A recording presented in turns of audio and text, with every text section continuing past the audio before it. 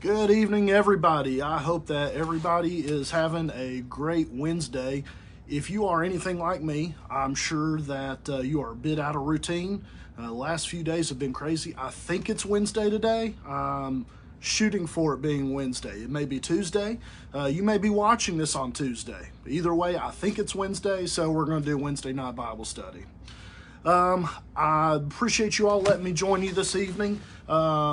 This evening, I'm sorry.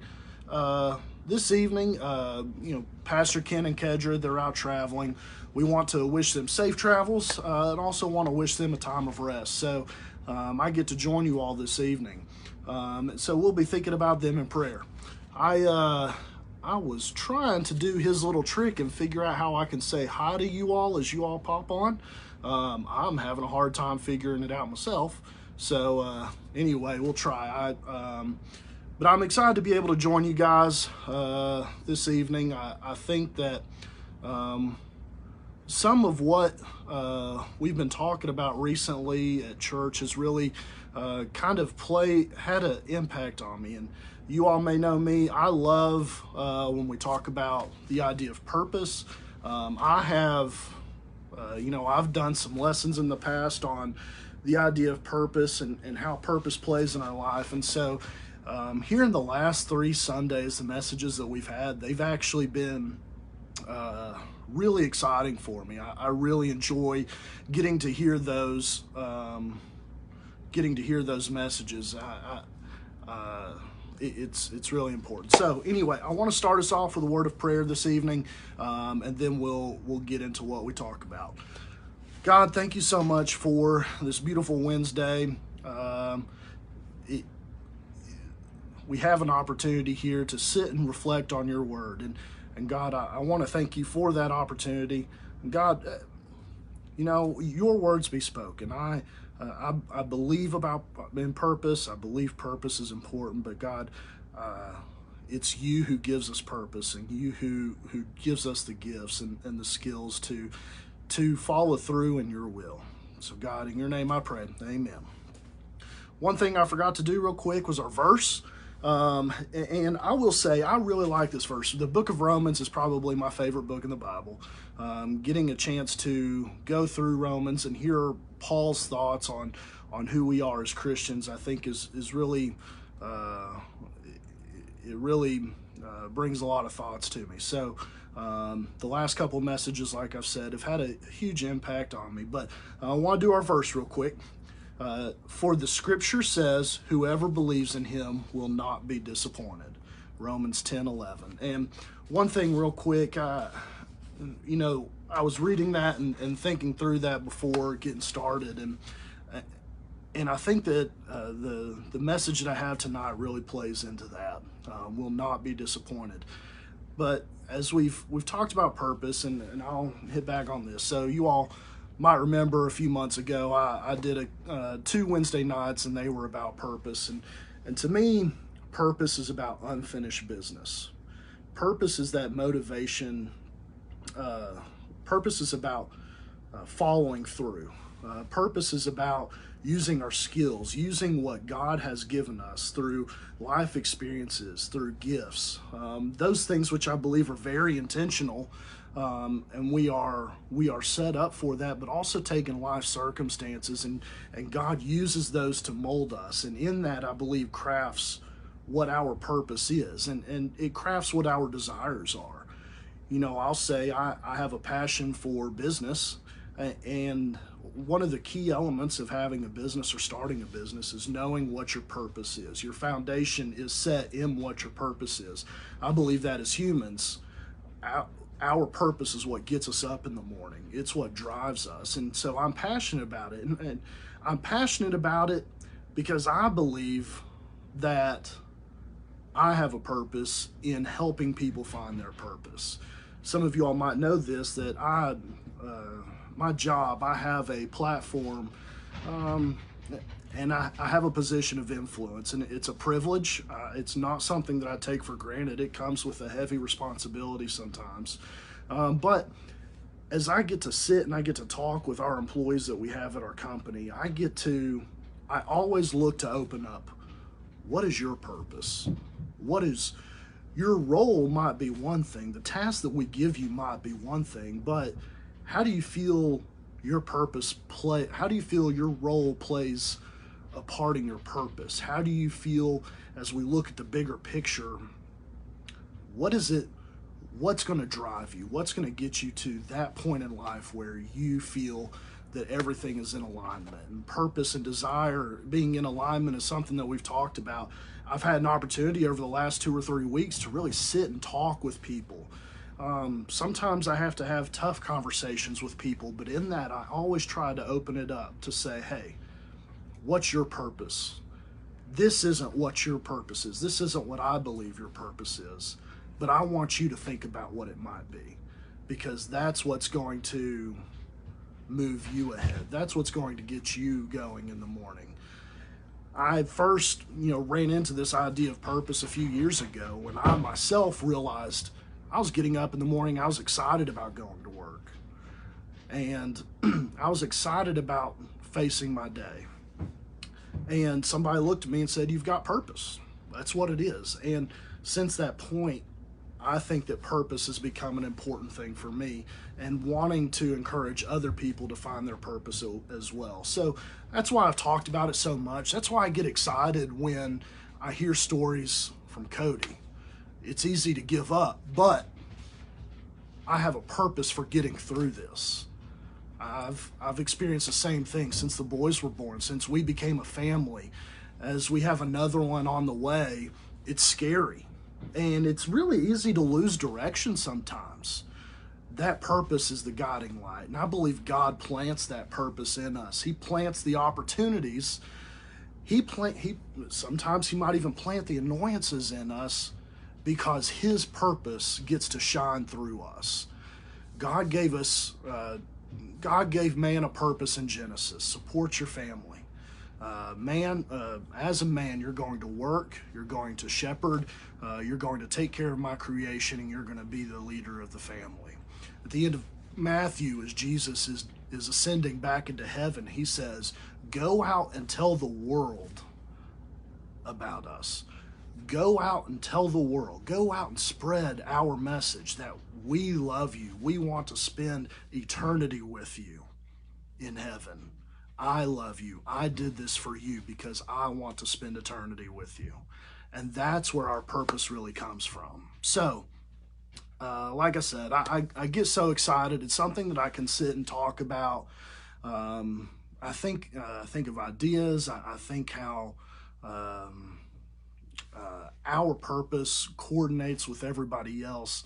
And when I get to sit and have a conversation with people, it really makes me excited and really pushes me to continue to dig into what my purpose is. As I was thinking through, Paul, and one of the things I was re-listening to this most recent Sunday morning message, one of the things that really struck out to me about Paul, he believed in his purpose so much that he was willing to give up everything. He was willing to give up his salvation so that others around him could have salvation. When you believe in something so deeply that you're willing to give up eternity so that somebody else could have it, I have to believe that's the same calling that Jesus had before he went on the cross. I would die so that everybody else has an opportunity. And I don't know how to put words to that. That invokes within me such an emotion. Like, I hear coaches sometimes and they're motivating their teams. Like they say something, it just makes me want to run through a brick wall. That's the type of thing. Somebody's willing to do that for me. How can I be a part of that? And that's where our purpose comes. And so thinking through Paul and thinking about that being his purpose, I went back this week and I started going through Paul's missionary journeys. And there's a story in here, and it's something that we've known about. We've probably heard about many times throughout our childhood. Paul and Silas. I think there's even an old bluegrass song about it. Paul and Silas prayed in jail all night long. Sorry for the singing, but people that's something that we've heard about for a long time. And to me, that kind of it kind of makes some more allure to the story. But I was reading through it last night, reflecting on some notes, and there were a couple of things that really stuck out to me. As I think through purpose, in my life, as I think through some of the messages that I've had before, there were 2 or 3 things that really jumped out to me that I kind of wanted to cover. So tonight we're going to go to Acts 16, and I'm going to summarize the first half of the chapter. So Paul has been, this is, I believe, the start of Paul's second missionary journey. He spent a lot of time going through the Mediterranean, and I think a lot of our study Bibles come with maps, and a lot of places that I'm not even familiar with. But he was going through that, and one night he has a vision that he is supposed to go through Macedonia. Philippi, where the story takes place, where this recollection takes place, is a province or a city within Macedonia. Now, first off, I kind of want to say, that was the first thing that jumped out to me. And I'm sorry that I'm summarizing, but I want to get to it. The first thing that jumped out to me as I was reading through this, how entwined that Paul was within God's will, that he was able to trust a vision to say, we need to go here. I have this vision. We need to go here. We need to continue to strengthen the churches. We need to continue to tell people about Christ and what he's done for us. We need to go there. And that's the first thing that stuck out to me, is how entwined you are in God's will, how solid you feel about your purpose within God's will, that you will take off to a place that you're unfamiliar with. There were other places that they were considering going, and they said Macedonia is the place that we need to go. So I'm going to skip ahead down to Acts chapter 16, verse 14. I'm going to skip through this, and I'll probably pause as the thoughts jump out to me. But I want that idea to stick in our heads first: is how entwined we are in God's will, that we can follow that vision and our purpose be played out. So verse 14: a woman named Lydia from the city of Thyatira, a seller of purple fabrics, a worshiper of God, was listening. And the Lord opened her heart to respond to the things spoken by Paul. And when she and her household had been baptized, she urged us, saying, if you have judged me to be faithful to the Lord, come into my house and stay. And she prevailed upon us. So one thing about Lydia real quick, she's a seller of purple fabrics. And I believe we've all heard purple dye. This is probably a sign that she had some wealth. And a house large enough for those traveling with Paul, most likely, obviously Silas, maybe Luke, maybe somebody else, that she had a house large enough to have them. But she was, it's possible she may have had some influence in the city, but she was the first convert there. I'll continue on. It happened that as we were going to the place of prayer, a slave girl having a spirit of divination met us, who was bringing her masters much profit by fortune telling. So this is somebody who is being used by somebody else for a profit. She had a spirit within her, the divination, which is literally, I think the Greek translates to a python spirit. Essentially, the girl was a medium in contact with demons who could supposedly predict the future. She was having great success in telling people their fortune. People had caught on, and they were using her to make money. So, a spirit of divination met us, who was bringing her masters much profit by fortune telling. Following after Paul and us, she kept crying out, saying, these men are bondservants of the Most High God, who are proclaiming to you the way of salvation. She's not telling a lie, but I believe, as we're reading through this, that maybe she's doing this in a mocking way. And after it happens day after day, as they're walking through the city, she continued doing this for many days. But Paul was greatly annoyed and turned and said to the spirit, I command you in the name of Jesus Christ to come out of her. And it came out at that very moment. The spirit left her. But when her masters saw that their hope of profit was gone, they seized Paul and Silas and dragged them into the marketplace before the authorities. And when they had brought them to the chief magistrates, they said, "These men are throwing our city into confusion, being Jews, and are proclaiming customs which it is not lawful for us to accept or to observe, being Romans." So the city of Philippi is actually part of the Roman colony. It's an independent city, but it is under the rule of Rome. Paul and Silas are obviously recognized as Jews, and they're spreading traditions throughout the city that are against Roman religion. The annoyance of this person following them around and maybe mocking them, and so much to the point where Paul had had enough, and he said, "Enough." It leads me to think through this. Bob Goff wrote a book here recently, and I read part of it. But one thing that you may not know about Bob Goff, he has this interesting thing that he does at the end of all of his books. He puts his phone number, and he welcomes the distractions. I personally, distractions I do not do well with. It takes me a long time to reset. It takes me a long time to get back to my task. And sometimes I react unkind. Sometimes I snap. Sometimes I'm a little irritable. I just don't do well with distractions. One of the reasons Bob Goff does that is because he welcomes the distractions. Because he believes the person on the other side of that phone needed him for a moment, that they were willing to call him not knowing him, and he welcomes that phone call. So when I read that, it challenged me in a lot of different ways. Not to the point where I've said I'm okay with distractions now, but more to the point of saying, when somebody reaches out to me, there's a purpose in that. I have an opportunity to share with them. I have an opportunity to show love to them. I'm not sure if I've shared that thought with you guys before. As I'm talking about, I feel like maybe I have, but that's one thing that really pops out to me. A distraction just getting in the way of what you're doing, to the fact that it says Paul was greatly annoyed, and he said, "Be gone, spirit." I think sometimes those distractions, they test us a little bit. And how we handle those distractions, whether it's a part of our purpose, I think there's a lesson in that. But anyway, they take it. The men who were profiting off of this servant, they are obviously frustrated, and they pull them in front of everybody and make a mockery of them too. And eventually, the crowd rose up together against them. The magistrates tore their robes off and had them arrested. Proceeded to beat them with rods, proceeded to give them many blows, and then throwing them into prison.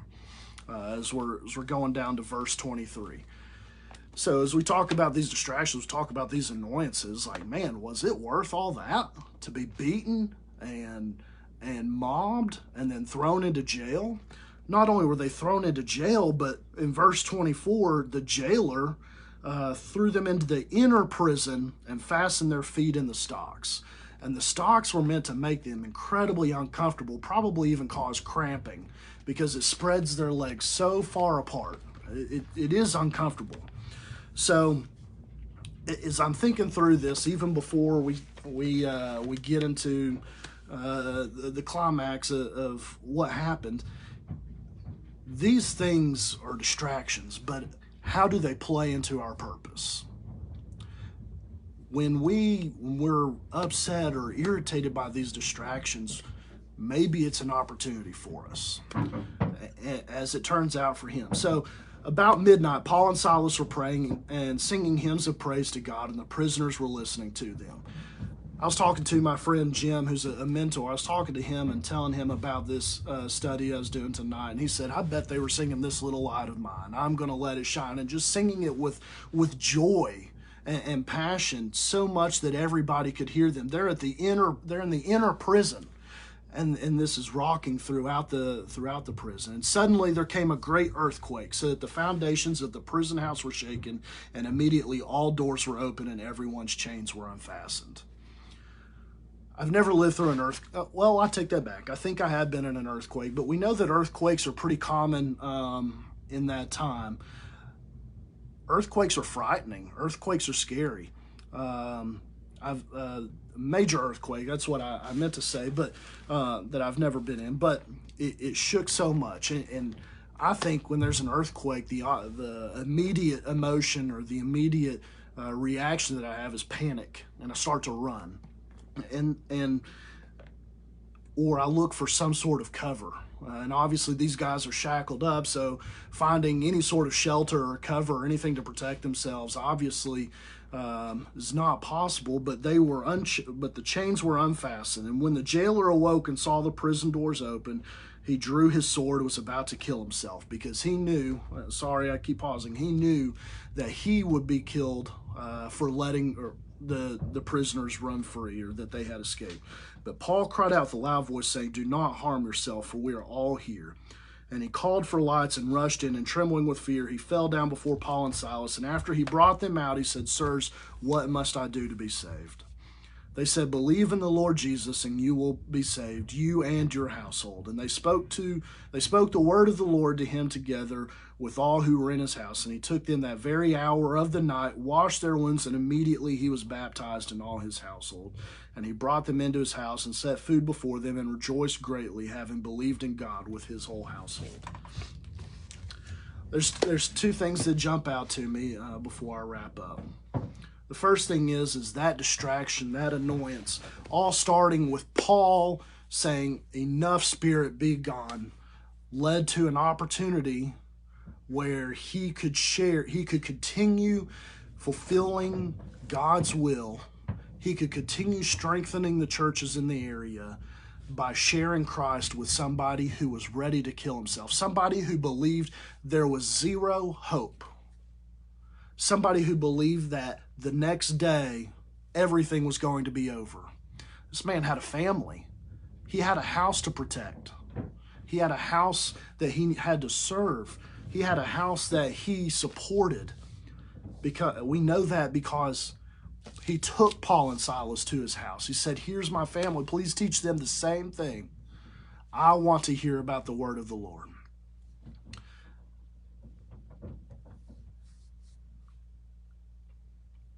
I just think that's really awesome. I think that God's will is playing out that started with this annoyance.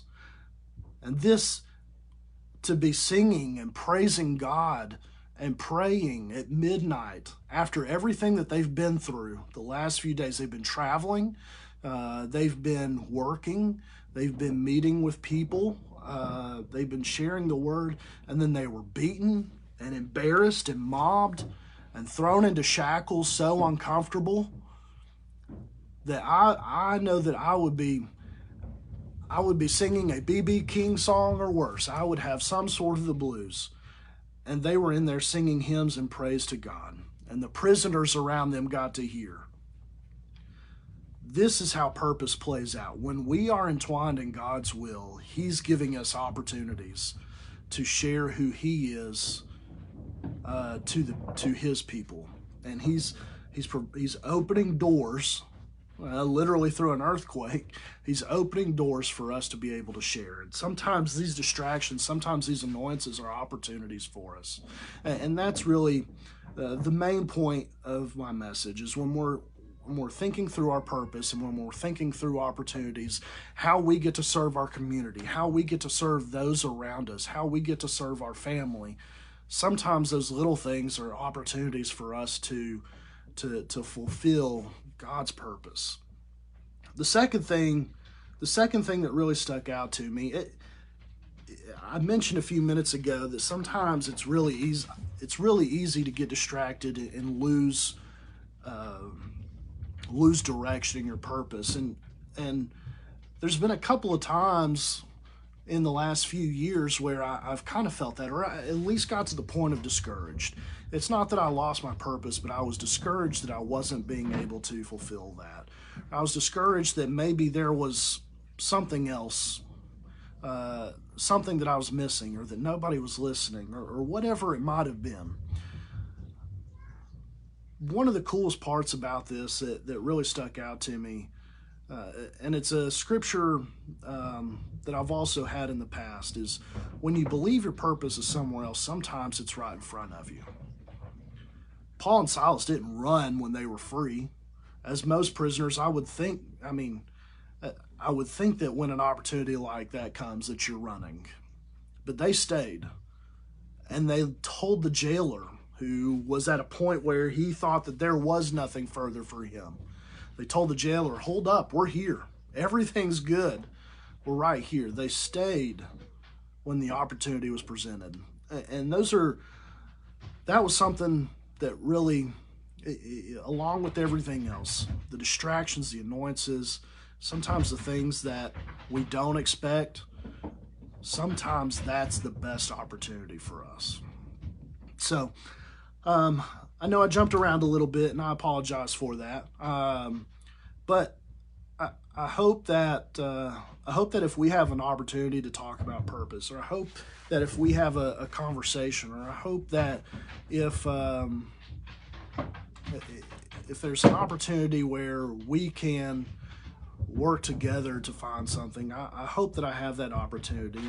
It's something that excites me, and it's not something that I just want for myself. It's something that I want for everybody around me, because I believe that I don't do it for myself. I want to do it for you. I want to do it for those around me. That's the reason that drives me. So anyway, I hope that you all have a great rest of your Wednesday, if it is indeed Wednesday. If it's Tuesday when you're watching this, I hope you're having a great Tuesday. But with all that being said, I hope that you all have a great Wednesday. Be encouraged. Feel free to reach out to us. Come visit us on Sunday. But if nothing else, we'll talk in the future. Have a great one. Thanks.